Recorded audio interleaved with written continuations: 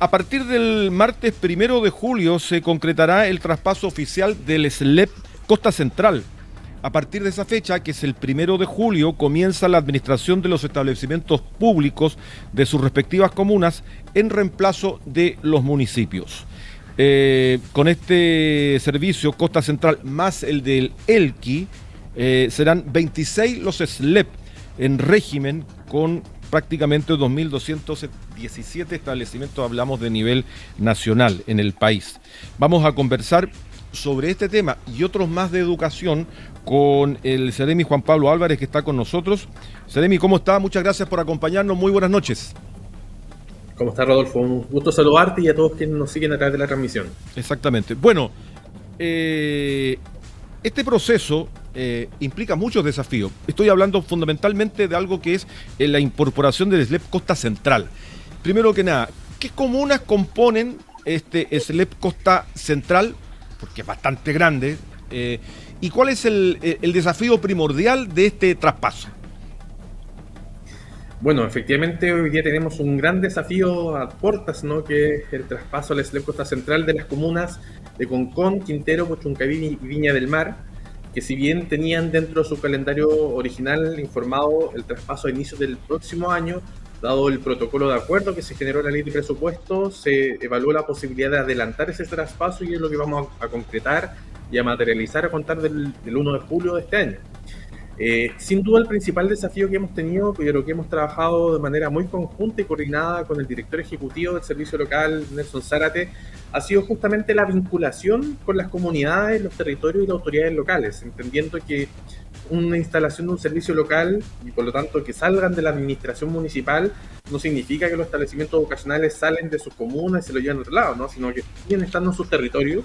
Y por lo tanto el principal desafío que hemos tenido es poder mantener el contacto, el diálogo y la colaboración, tanto con los municipios por un lado, pero también en una conversación muy cotidiana con los gremios, las asociaciones y por supuesto las comunidades educativas. Ahora, este es un proceso gradual y de largo plazo que llega hasta el 2030 en términos de todo el país y que ya lleva 7 años de aplicación, porque es un proceso gradual. Así es, por supuesto que nosotros hemos recogido gran parte de los aprendizajes que los servicios locales han puesto en su implementación. Como bien tú dices, esto no es algo que haya aparecido ahora, ¿no? Sino estamos implementando una ley que tiene su tiempo, que ha tenido sus constantes evaluaciones y que por lo tanto nos demuestran de buena forma cuáles son los elementos que hacen que un traspaso sea exitoso. Sin duda es un proceso complejo, ¿no? Tiene muchas aristas y muchas dimensiones que abordar. Sin embargo, todos aquellos aprendizajes que hemos sostenido como país lo hemos estado desplegando, por supuesto, en la instalación del SLEP Costa Central y también de los otros 4 SLEP que tenemos que instalar de aquí al 1 de enero del 2026. Buena pregunta esa. ¿Cuáles son los que faltan? ¿Está Marga Marga? ¿Está Los Andes? Está Marga Marga, Los Andes, Aconcagua, que corresponde a la provincia de San Felipe, y el SLEP Petorca. Se sumarían a Costa Central y a Valparaíso y ya tendríamos 6 servicios locales, la mayoría de los servicios locales que deben instalarse en la región de aquí, ojalá al 1 de enero del 2026. De acuerdo. Pero como te mencionaba, yo creo que... ¿Sí? Dale. Sí, no, me interesa saber la experiencia. Bueno, ustedes han ido creciendo con este proceso. ¿Cuál es la forma de medir la gestión y el trabajo en educación de los SLEP hoy día? Están las pruebas SIMSE, que son un elemento importante, que es de medición y de educación. ¿De qué otra manera uno puede medir la transformación de esta reforma educacional? Bueno, sin duda en educación contamos con una serie de indicadores diversos, ¿no? Pero cuando lo podemos llevar a concretar en ciertas dimensiones, lo que nos dice la evidencia hoy día es que los servicios locales han logrado, por ejemplo, impulsar los aprendizajes de niños, niñas, adolescentes, jóvenes y adultos que son parte de estos establecimientos educacionales, y eso está reflejado justamente en pruebas estandarizadas como el SIMSE que tú mencionas. Pero también hay otros datos que son sumamente relevantes, ¿no? Uno de los desafíos que hemos tenido producto de la pandemia ha sido el tema de la revinculación, o sea, que los estudiantes estén y permanezcan en el sistema educativo. Y, por ejemplo, en los datos que tuvimos del año 2024, sabemos que muchos donde tuvimos los mejores resultados o los grandes esfuerzos ha sido en que los SLEP lograron generar esa vinculación, y eso, por supuesto, nos permite contribuir a trayectorias educativas que permita apoyar no solamente los proyectos de vida de los estudiantes, sino que también el fortalecimiento del tejido comunitario y del producto social y cultural de cada comuna. Por eso es tan relevante entender de que la transformación a los SLEP no es solo un cambio de administración, ¿no? Es una forma nueva de vinculación del Estado a través de la educación con los territorios, contando con un servicio especializado. Recordemos que los municipios lo que hicieron administrando la educación fue hacer un gran esfuerzo, sin duda, pero los municipios tienen que ver una serie de temáticas, aseo, salud, entre otros, que por supuesto hacen complejo la gestión especializada respecto a una materia tan compleja como es la educación. Por lo tanto, hoy día contar con los SLEP es la apuesta de poder especializar un servicio, de contar también con una lógica de pertinencia territorial y, lo más importante, con un compromiso alto de la participación de los distintos estamentos en las tomas de decisiones. Por lo tanto, yo creo que hay elementos que hemos visto que se han desarrollado y que sin duda son experiencias que no solo esperamos replicar, sino que fortalecer tanto en la instalación de Costa Central como del resto de los servicios locales. Usted ha dicho efectivamente participación, la articulación. ¿Quiénes son los actores principales en este proceso, sobre todo de instalación de un servicio local de educación? Bueno, los servicios locales por ley tienen que contar con un comité directivo local. El comité directivo local tiene un rol de acompañar y fiscalizar el trabajo que hacen los directores ejecutivos. Y una instancia colegiada que tiene representantes de apoderados, representantes de las alcaldías de la zona y también representantes de la gobernación regional. Eso está establecido por ley. Pero además, los servicios locales deben conformar un consejo local de educación que tiene representantes de los distintos estamentos, los cuales son elegidos de manera democrática por sus mismos pares. Y el Consejo Local justamente tiene el rol de acompañar y de apoyar la gestión del director ejecutivo o directora ejecutiva en cada uno de los servicios locales. Por supuesto que además de estas dos instancias que son normativas y que existen desde la ley, un elemento fundamental para nosotros ha sido el trabajo con las distintas asociaciones y gremios, tanto del servicio local en régimen en Valparaíso, pero también respecto a Costa Central y el resto de los servicios locales. Hemos establecido desde ya una conversación para poder primero acoger sus inquietudes. Por supuesto que es un cambio gigante, genera dudas, y cuando hay dudas se genera incertidumbre, y cuando se genera incertidumbre hay malestar. Y hemos hecho un trabajo importante como Ministerio de Educación junto a los servicios locales en abrir esas conversaciones para acoger esas inquietudes y dar las certezas que son necesarias de lo que es y de lo que no es un SLEP.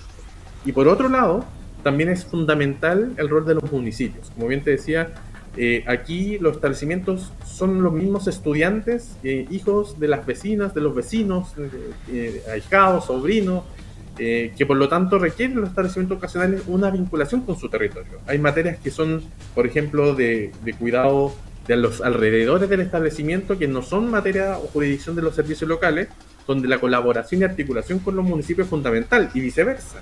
Muchas veces los municipios necesitan de los establecimientos educacionales, por ejemplo, en materia de infraestructura deportiva, ¿no?, los gimnasios, etcétera, para las actividades que realizan comunitariamente, y en ese sentido hemos fortalecido esa colaboración para que se puedan potenciar los SLEP junto a las comunas y así poder avanzar en esta identidad, en este desarrollo territorial, que son uno de los principios que la ley establece.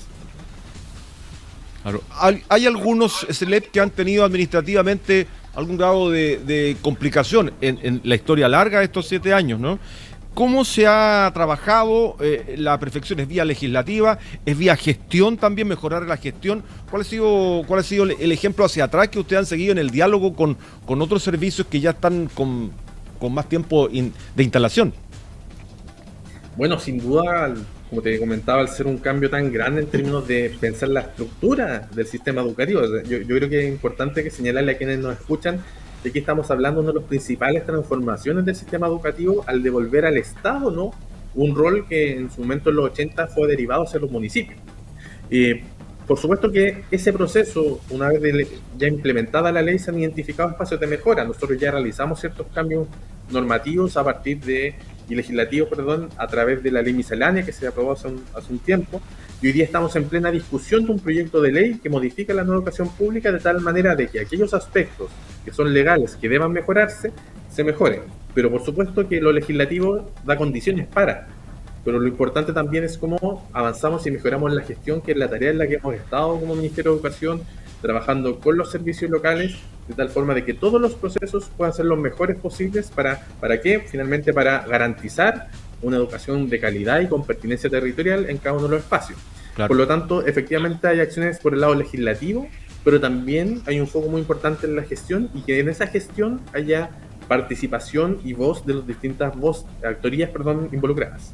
Ahora, hay un aspecto muy importante que tiene que ver con la infraestructura, o sea, donde yo hago educación, cómo mejoro, cómo mantengo esa infraestructura. En el plano regional, ¿cómo ha sido esa inversión? ¿Cómo se ha dado? ¿Cómo se ha focalizado? ¿Cómo se ha priorizado esa inversión, Seremi?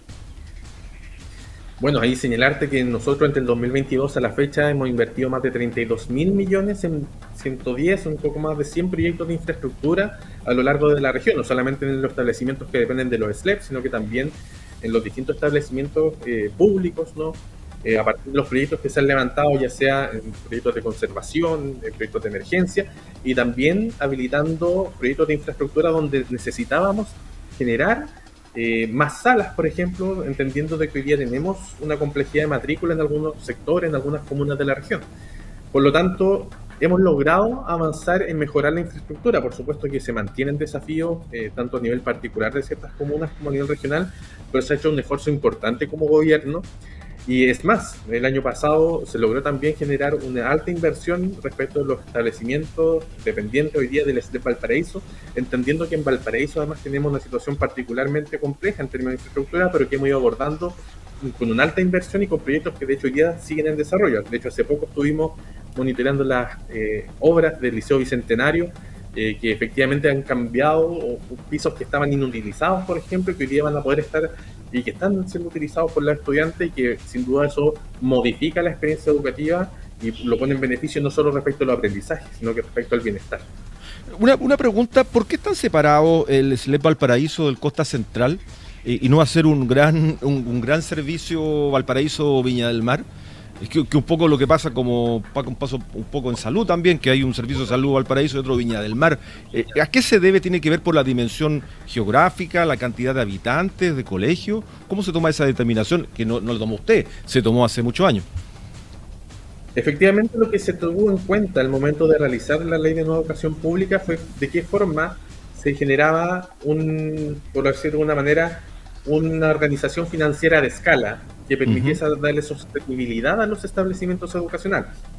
Y desde ahí se agruparon ciertas comunas respecto a su número de estudiantes, a su número de establecimientos y otros criterios que finalmente configuraron hoy día la conformación actual de los servicios locales, que efectivamente nos tienen por un lado servicio local de Valparaíso, que es Valparaíso y Juan Fernández, el servicio local de Costa Central, las comunas que ya mencionábamos, más otros servicios, cuando comentaba los que vamos a pasar de aquí al 1 de enero del 2026, y que hacia adelante mantiene otro calendario, ¿no? Se vienen posteriormente el SLEP El Litoral, el SLEP Angaroa y el SLEP de Quillota.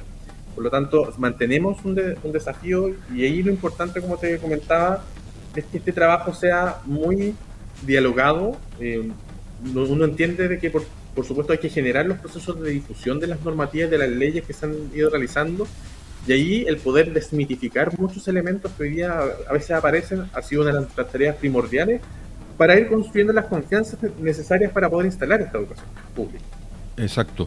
Seremi, en otro punto que para mí creo que es muy importante y también para la comunidad escolar, tiene que ver con lo que ocurre al interior del aula, la relación entre pares, entre compañeros, entre alumnos, la relación entre alumnos y profesor, el respeto.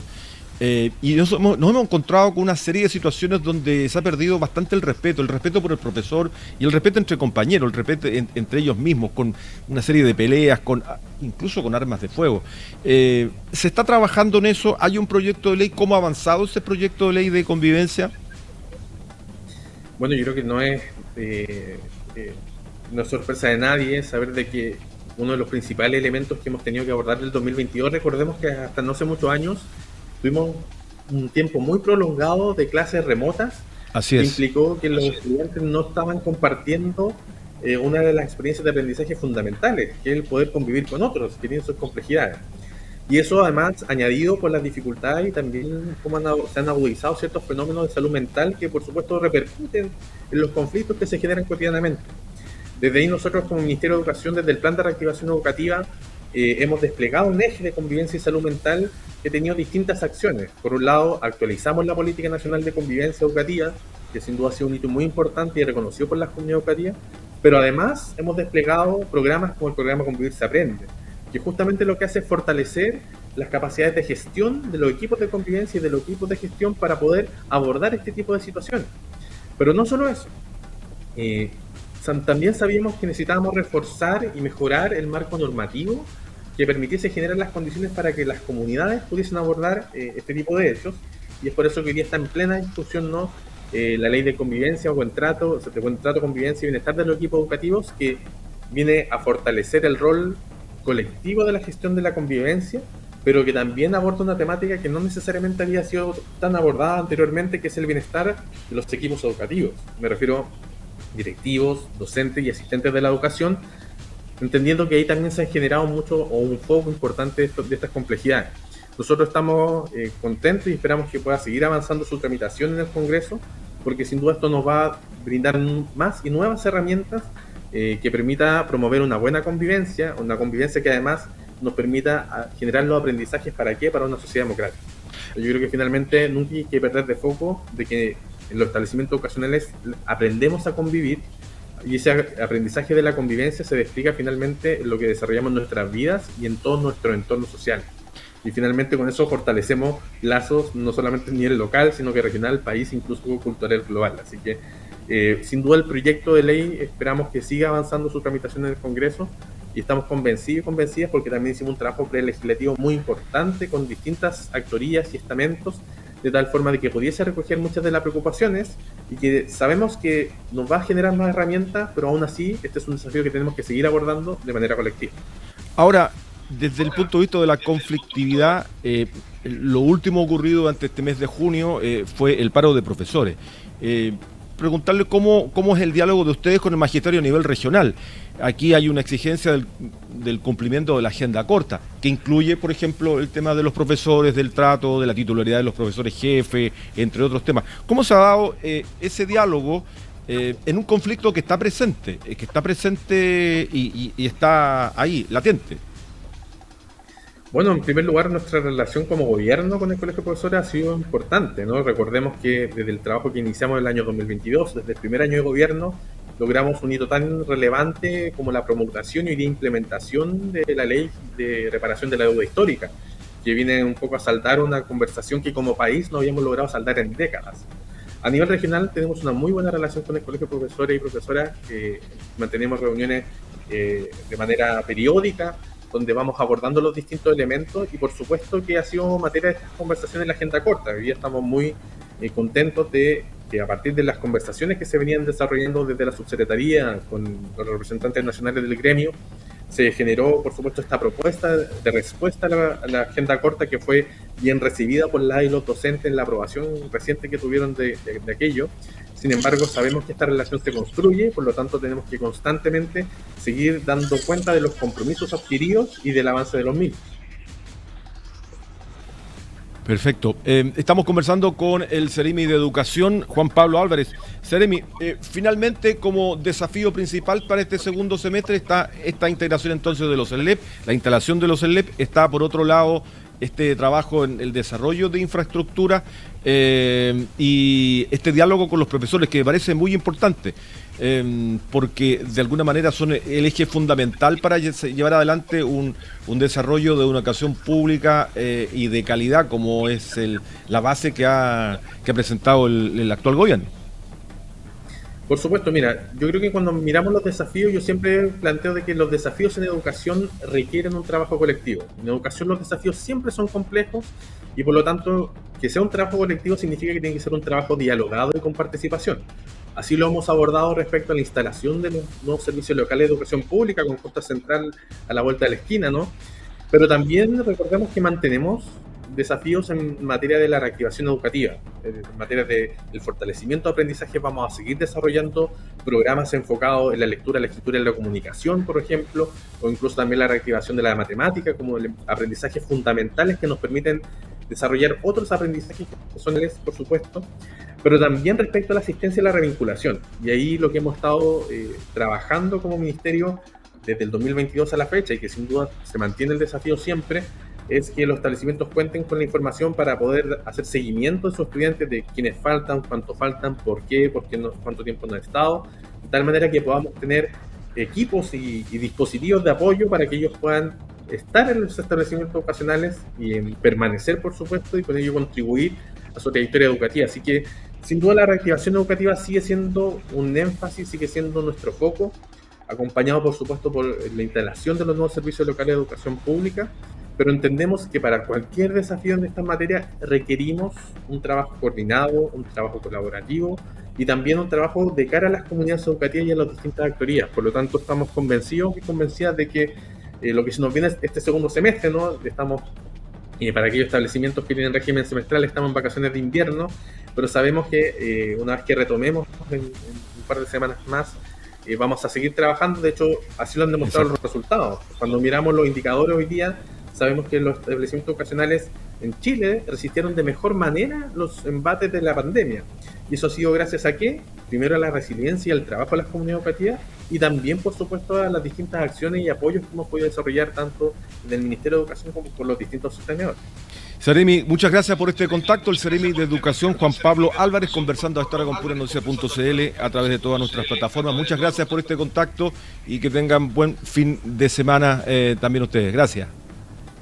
Muchas gracias, estimado, y un saludo a todos y a todas que nos siguen. Gracias.